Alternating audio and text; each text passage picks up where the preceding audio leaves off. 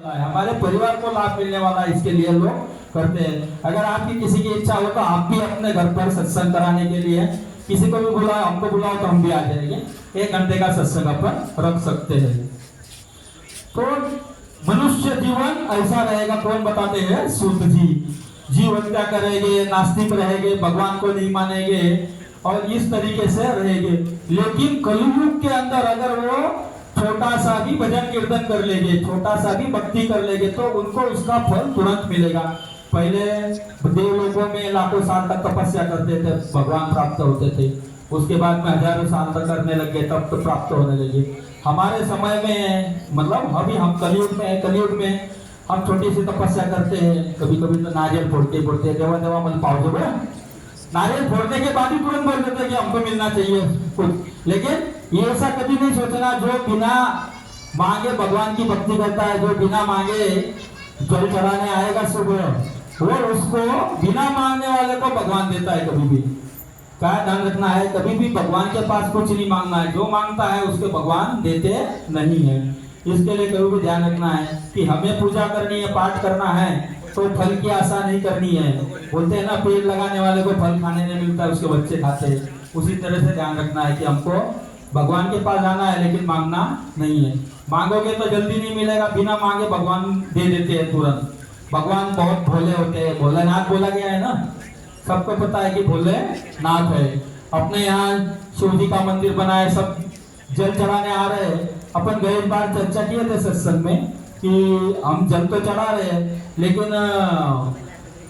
नैवेद्य दिखाने के लिए कौन लेके आया था? ये चालू किसी ने दिखाया? 8 10 15 दिन हो गए, कोई नैवेद्य दिखाया गए? रोज नैवेद्य आता है ना। अरे वाह, तो बहुत अच्छा है। वो आने वाले सबके लिए ताली बजाओ एक बार, सबके सब। और अगले बार भी नैवेद्य दिखाने का कोशिश करना है। नैवेद्य में कांदा लहसुन का मत लेके आना, नैवेद्य में कांदा लहसुन का मत लेके आना। जो भी नैवेद्य दिखाएंगे उसके अंदर गाजर भी नहीं लाना है और सेवा की सेक भी नहीं लाना है। शिव जी को ये चीज वर्जित है, गाजर और सेवा सेक। सेवा की सेक मालूम है ना? हाँ, मराठी में सेवग्याची और शायद हिंदी में या यूपी में सेवगा बोलते। क्या बोलते आपके यहाँ? आपके यहाँ क्या सेवगा की? सहजन। हाँ, सहजन।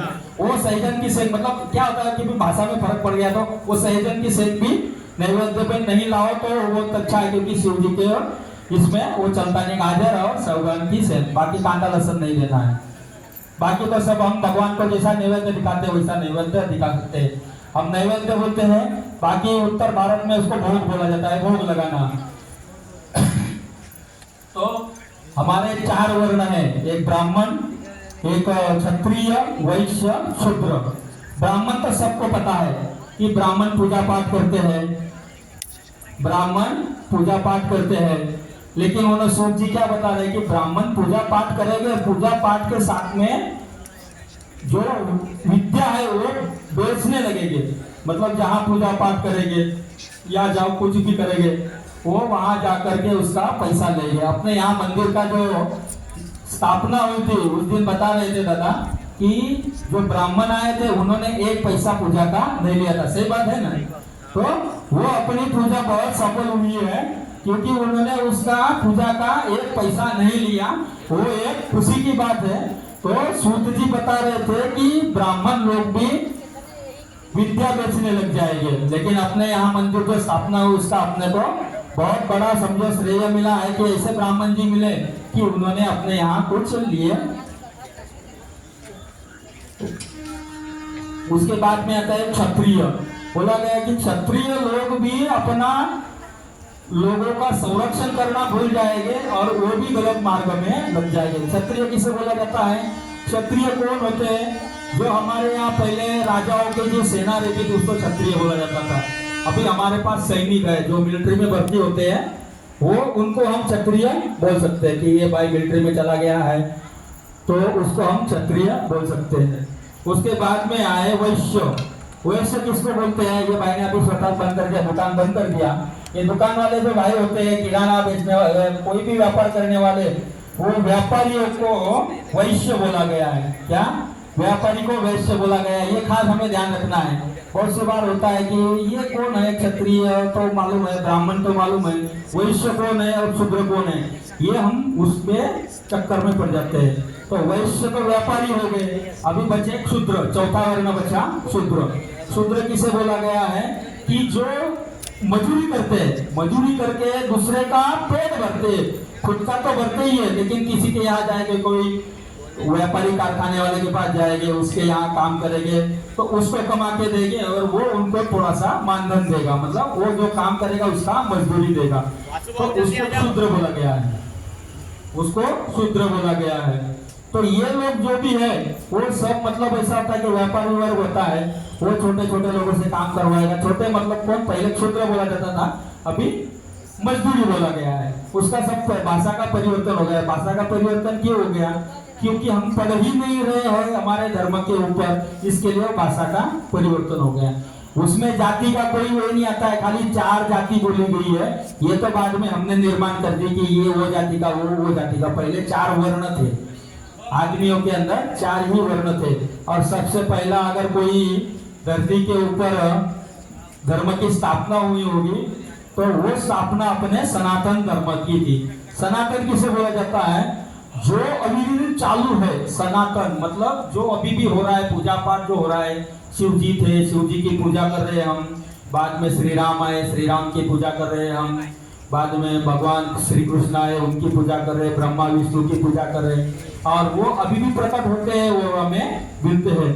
तो हम जो कर रहे हैं, वो जो हो रहा है, पहले जो होते आया, वो हमारे पूर्वजों ने जो सिखाया था वो हम कर रहे हैं, उसको हम सनातन बोलते हैं। और सनातन के अभी बाद में उसका उच्चारण बदल गया, हम अभी हिंदू हो गए। और हिंदुओं के अंदर हमारी बहुत सारी जातियां हो गई। बोलते हैं ना कि हम अभी बहुत सारी जगह पर कभी कभार पूछा जाता है कि हम किस धर्म के हैं, तो आज भी हम बहुत सारी जगह पर अटक पड़ते हैं। बहुत सारे लोग बोलते हैं हिंदू, लेकिन हिंदू ज्यादातर नहीं बताओ तो कोई वादा नहीं, लेकिन सनातन बोलना जरूरी है, क्योंकि हम कौन है? सनातन है। हम जो कार्य कर रहे हैं वो हमारे पूर्वजों ने सिखाया, वो कार्य कर रहे हैं, सनातन कार्य। अगर कोई भी कार्य करोगे, हम भगवान की पूजा भी करते हैं, फूल माला, अगरबत्ती, धूपबत्ती जो भी जलाते हैं, जो जल चढ़ाना होता है, वो सनातन है। भगवान जो करते थे वो हम कर रहे हैं। पूजा पाठ जो भगवान के माध्यम से होती आई वही हम सीखे हैं, वही हम कर रहे हैं। तो उसके बाद में बोला गया है कि कलयुग के अंदर लोग ऐसे रहेंगे। तो ये मनुष्य के बारे में बोला गया है। उसके बाद में स्त्रियों के बारे में भी बोला गया है कि स्त्रियां भी अपने सास ससुर को खिलाएगी नहीं, अपने पति को अपशब्द बोलेगी क्या, और अपना जो परिवार का जो बड़े का मान नहीं रखेगी। अभी एक बार हमने बड़े बार सत्संग में, अभी जो वीडियो रिकॉर्डिंग होती है ना, वो वीडियो रिकॉर्डिंग में एक जगह सत्संग लिए थे, गए बार स्वस्तिक में, सोसाइटी में। तो वहाँ देखा तो वहाँ पर बहुत सारी बहनें, कम से कम यहाँ तो बहुत कम बहनें हैं, वहाँ तो करीबन 101 बहनें आई थी। 101 बहनों के अंदर 25 बहनों ने तो पल्लू ही नहीं लिया था। क्या बोलते हैं? पल्लू बोलते हैं ना, पर वो पल्लू लिया ही नहीं था। आप में लिया नहीं तो कोई बात नहीं है, लेकिन ध्यान रखना है, कभी भी कोई भी भगवान की पूजा होती है या कोई भी काम भगवान का करते हैं तो वहाँ हमारे ऊपर पदर होना चाहिए, जरूरी है। अभी ये बच्ची आई है तो ये बच्चों को भी ओढ़नी पहनना जरूरी है। क्या कहीं भी अगली बार कहीं सत्संग में जाओ, जब भगवान की पूजा करो ना, तो अपने सर के ऊपर पल्लू होना चाहिए। क्या होना चाहिए? ओढ़नी। और ओढ़नी अपने सर के ऊपर रखना है। कभी भी अगली बार आओगे तो आओगे ना पहन के, ओढ़नी लेके आने का है, अपने सर के ऊपर रहने। अब ये छोटे बच्चे, इनकी कोई बात नहीं है, बड़े बच्चों के लिए खास ध्यान रखने का है। तो सत्संग के अंदर हम आएंगे, अगर हम सुनेंगे तो हमको मार्ग मिलेगा कि हमें कैसा जीवन में हमारे पूर्वजों ने बताया था, हमारे भगवान पद्धति कैसी थी, तो वो उसके अंदर हम सुन सकते हैं और कर भी सकते हैं। अभी एक छोटी सी वार्ता बता रहे हैं। एक समय था, एक गांव के अंदर, जैसा कि अपना सत्संग चलता है वैसा ही सत्संग कायम चलता रहता था। और वहाँ एक व्यापारी कायम जाते थे। व्यापारी बोले तो बड़े लोग, जिसके पास धन है, पैसा है, वो बड़े लोग समझो। वो सत्संग में वो आदमी जाता था। तो जाते जाते एक दिन वो तोता उसको पूछता है कि सेठ जी, अभी तोता किसके घर में रहता है? पिंजरा। ज्यादातर जो बड़े लोग होते हैं उनके घर में तोता होता है। तो बोले सेठ जी, आप सत्संग में क्या सुने? क्या सत्संग में क्या सुने? तो बोले बहुत कुछ सुन के आया। बोले मैं। तो बोले आपने ये सुना, आपने ये सुना कि, तो बोले मैंने तो बहुत सुना। तो बोले एक बात पूछो, बोले आपके जो गुरुजी सत्संग करते हैं उनको एक पूछो कि मैं आजाद कब होगा या मैं मरूंगा कब। क्या कौन बोलता है? ये तोता बोलता है उनके सेठ को। तो बोले सेठ जी मैं आजाद कब होगा या मैं मरूंगा कब। तब उसके मालिक होते हैं दूसरे दिन सत्संग में जाते हैं। तो दूसरे दिन सत्संग के अंदर जब जाते हैं तो वो गुरुजी को पूछते हैं, गुरुजी मैं तो रोज सत्संग में आता हूँ, लेकिन आज मेरे को एक सवाल तो मैंने कभी पूछा नहीं, आज एक सवाल पूछना है। तो बोले पूछ सकते हो।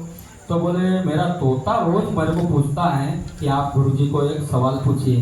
तो बोले पूछो। तो बोले मैं आजाद कब होगा या मैं मरूंगा कब। तो गुरुजी इतना सुनते ही बेहोश होके नीचे गिर पड़ते। क्या जो सत्संग सुनाने वाले गुरुजी होते हैं ये सवाल सुनते ही बेहोश हो जाते हैं और नीचे गिर जाते हैं। तो उस दिन का सत्संग भी कैंसिल हो जाता है और वो सेठ जी और बहुत सारे लोग होते हैं वो बिना सत्संग के चले जाते हैं। अपन ने तो कई बार सत्संग किए थे, सत्संग नहीं रखे थे तो गीत बीत हुआ था ना, गाने का प्रोग्राम किए थे ना गए सोमवार को, नहीं किया थे ना गाने का प्रोग्राम, थोड़े से बैठे थे। हाँ तो उस दिन क्या होता है कि वो सत्संग का प्रोग्राम नहीं होता है, फिर वो सेठ घर पर वापस आ जाता है। सेठ घर पर वापस आता है तो सेठ जी पूछता है, सेठ जी को पूछता है, तो बोले सेठ जी आपने गुरुजी को पूछा? अरे बोले तो बहुत बड़ा कम नसीब है। बोले क्या? बहुत बड़ा पनौती है, अपनी भाषा में बोलते हैं ना पनौती है। तो जैसा तेरा सवाल मैं पूछने गया बोले गुरुजी को, तो गुरुजी बेहोश हो गए। बोले उनके होश ही उड़ गए। तो तोता समझ जाता है, बोले कुछ न कुछ तो हो गया। फिर उस दिन तो सेठ जी घर पे आराम कर लेते हैं। दूसरे दिन सत्संग का समय आता है, उस दिन जाते हैं तो उस दिन गुरुजी सत्संग पूरा करते हैं। लेकिन उस दिन गुरुजी तोते को अपना मालिक को तोते का सवाल का जवाब भी नहीं देते, तोते का सवाल भी नहीं पूछते हैं। फिर उसी दिन वापस तोता घर पर जब सेठ आते हैं तो तोता पिंजरे के अंदर बेहोश पड़ा रहता है। क्या? तोता पिंजरे के अंदर बेहोश पड़ा रहता है। तो सेठ जी को क्या लगता है कि मेरा तोता मर गया। तो पिंजरा खोलते, जैसा तोता का पिंजरा खुलता है वैसा तुरंत तोता पिंजरे में से बाहर निकलता है और उड़कर निकल जाता है। फिर तो ये बोलते हैं तोते ने बड़ा चालाकी किया, सेठ जी बोलते हैं। फिर दूसरे दिन तो सत्संग के लिए सेठ जी जाते हैं। जब सेठ जी वहाँ जाते हैं तब गुरुजी पूछते हैं, बोले आपने परसों के दिन मेरे को तोते का सवाल पूछा था ना? हाँ बोले सेठ जी पूछा था, लेकिन बोले आप इतने दिन से सत्संग में आ रहे हो, सत्संग सुन रहे हो, लेकिन आप हमारे बातों से या हमारे जो बात करते थे बोलते थे उसमें से आपने कुछ नहीं सीखा। क्या? आपने कुछ नहीं सीखा, लेकिन आपका तोता खाली एक मेरी बात आपने उसको बताई उसमें से बहुत कुछ सीख लिया। बोले क्या? उसने बहुत कुछ सीख लिया। बोले आपने बताया था कि मैं बेहोश पड़ गया तो वो उसने सीख लिया। बोले कि मैं बेहोश पड़ गया तो वो भी बेहोश हो गया, और आपने दूसरे दिन पिंजरा खोला तो वो उड़ गया। मतलब सत्संग में आने का फायदा यह होता है, व्यापारी तो कुछ सीख नहीं पाया लेकिन तोता घर बैठे सत्संग सुन लिया, समझ गया कि पुजारी जो सत्संग बताने वाले थे वो बेहोश क्यों पड़े। वो बता रहे थे कि आप जाकर के बताओ उसको और उसको निकलने का मार्ग ये है।